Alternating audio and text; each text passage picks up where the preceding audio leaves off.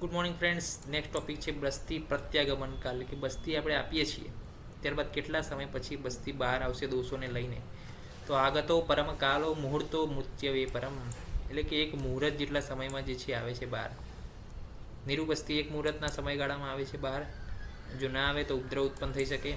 જે નિરુબસ્તીને પ્રત્યાગમનમાં સમય લાગે તો સ્નેહ વિરેચન આપવાનું છે. સ્નિગ્ધ ઉષ્ણ તીક્ષ્ણ દ્રવ્યોથી અથવા ફલવર્તી મૂકવાની છે, સ્વેદન કરવાનું છે. આ બધા જે છે આપણે ટ્રીટમેન્ટ આપણી ઇમરજન્સીમાં કરવી પડે, કે જેનું નિરુબસ્તી જો ના આવે બહાર તો. ઓકે, તો આ થઈ ગયો પ્રત્યેગમન કાળ, નિરુબસ્તીનો પ્રત્યેગમન કાળ. અને જો એ બહાર ના આવે તો આપણે કયા પ્રકારનું જે છે કલ્પના કરવાની છે.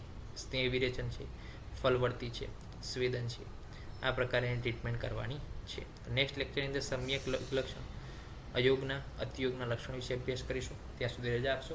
જય હિન્દ, જય ભારત, જય ધન્વંતરી. નમસ્કાર.